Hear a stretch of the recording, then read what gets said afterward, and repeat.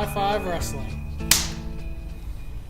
I'm Chicago Ted. And I'm DW, giving you your SmackDown review for this week. And what'd you think? It's awful. Yeah, it was kind of big letdown. They've had a lot of good SmackDowns lately. The past month and a half have really been. I've watched 2 weeks worth, and they were okay. Yeah, I thought that this one was such a letdown, and it was just an awful. What could you expect from Christmas in November? Yeah, it was. Christmas in November is pretty terrible. It's a month. Christmas is a month away, and we got the Christmas special already. So it wasn't very good. It's a WWE Christmas special, Charlie Brown. Yeah. So Mick Foley opens, and he's drops a bomb. Yeah, it was pretty brutal. TNA, you need to take back Mick Foley for Christmas, and I'll be happy.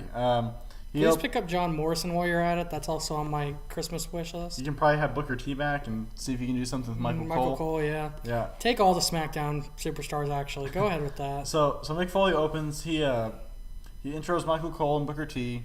He has a lame segment. And then when Booker T's talking, he gets interrupted by Cody Rhodes, thankfully. Which I gave a standing ovation to Cody Rhodes. Yeah, it was Not often I get to do that. It was actually, set up the match that actually didn't happen later on, that I was looking forward to. I thought it would be match of the night, but it didn't happen. So they're continuing the feud to the pay-per-view, which is probably for the best. So and then it's not that great of a feud.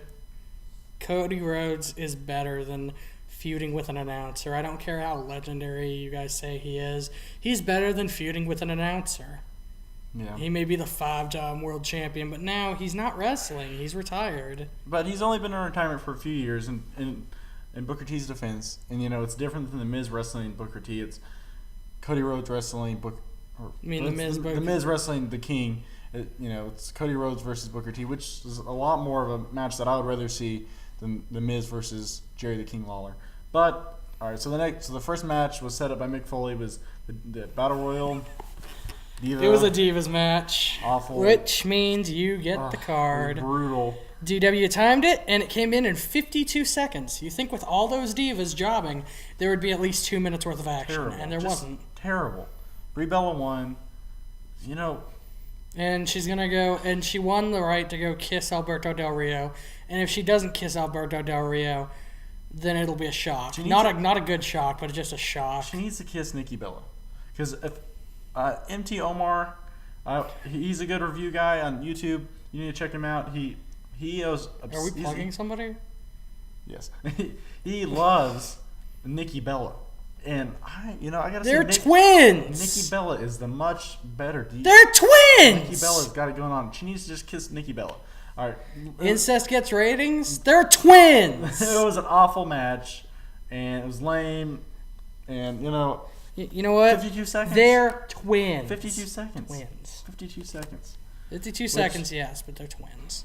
The next match wasn't much better. It was Justin Gabriel versus Jinder Mahal. Ted DiBiase came out, distracted Jinder Mahal, and Justin Gabriel picked up the win. I'd like to bring up that Justin Gabriel, he did not have an intro before this match, which we all thought he was going to come out and job, and he actually picked up the win, so way to throw us a curveball with the intro-less superstar picking up a win, despite, it may have been a distraction, but it was still a win. And it's good to see Justin Gabriel. He's athletic. Jinder Mahal, he's a little, it seems his problem, they, kept him off out of the ring for a while because they said he was, a lot of people said he was really green. And,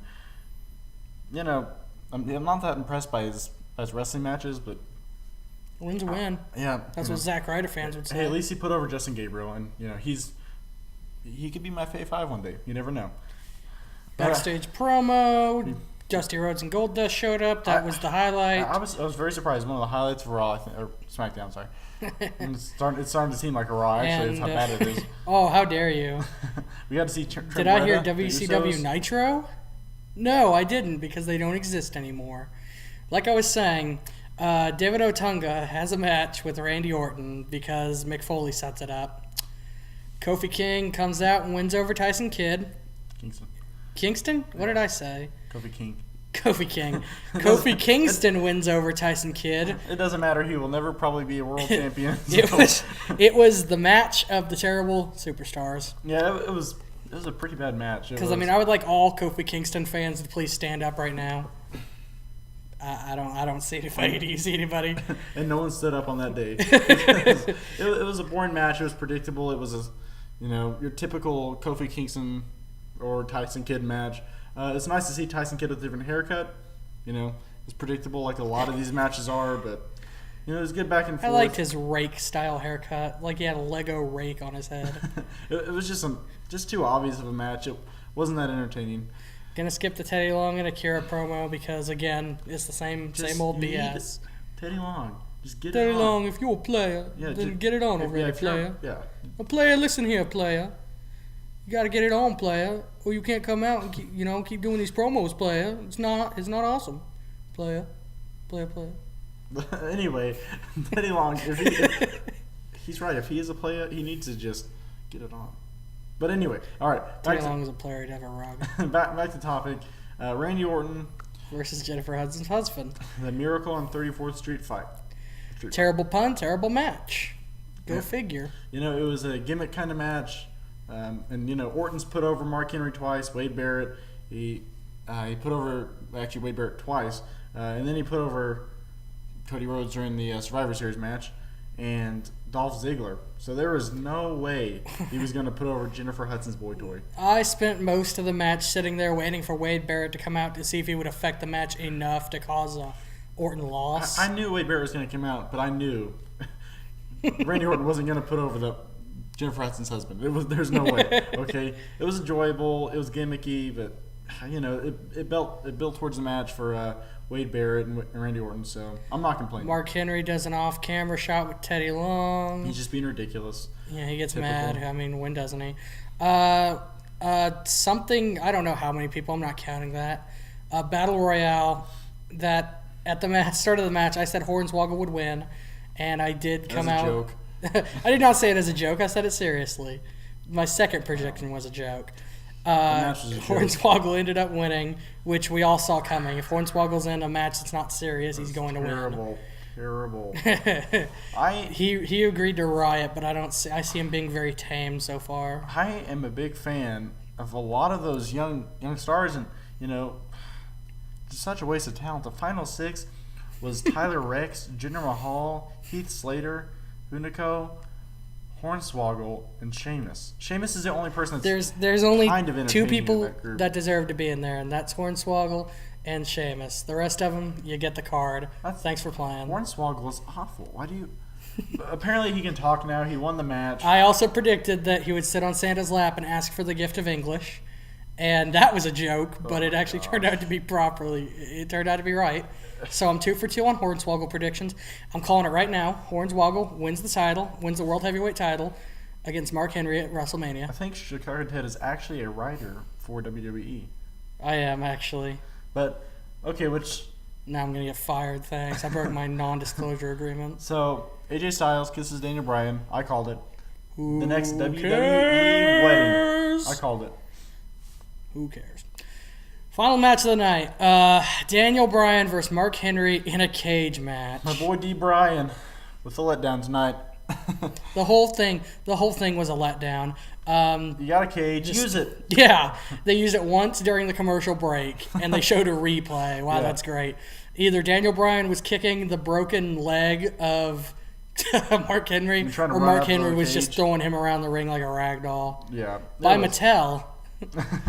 It wasn't good. No, it was terrible. Yeah. Get the I would have liked to see some kind of Big Show interferes, accidentally hits Daniel Bryan. I'd just like to see some Big Show interfere. What about blood? What happened to blood in WWE? Or someone could feud with Daniel Bryan, and I don't know. We all thought the Big Show. Well, we thought the Big Show was going to come out and when Mark Henry was trying to get out of the cage, give him that big old right fist of his. Yeah. But it never happened. So that was this week's Raw. It really was a big disappointment. But I'm really not that surprised because a lot of these specials are like that. Which, speaking of, the next special is in 2 weeks. It'll be in Raw. Expect another 22-minute review, fans. It's gonna be a 3-hour. 3-hour Slammy edition Raw. Yeah. But at least we don't have to wait 3 hours for the main to happen. The show to happen. because instead of we're getting rocked, they're going to actually give the slammies out in intervals throughout the night. So you have to actually watch it. Yeah. So my rating for this week, VW's rating is 2.5 out of 10. You know what? At first I gave it a 2. Now I can't stomach it. 1.5. 1.5. I would have rather finished working on, that PowerPoint than actually watch that. And, so this is the end of No Shave November, so. I'm keeping it. Anyway. But anyway, we've been High Five Wrestling, so. Comment, rate, subscribe. And we'll high five you later.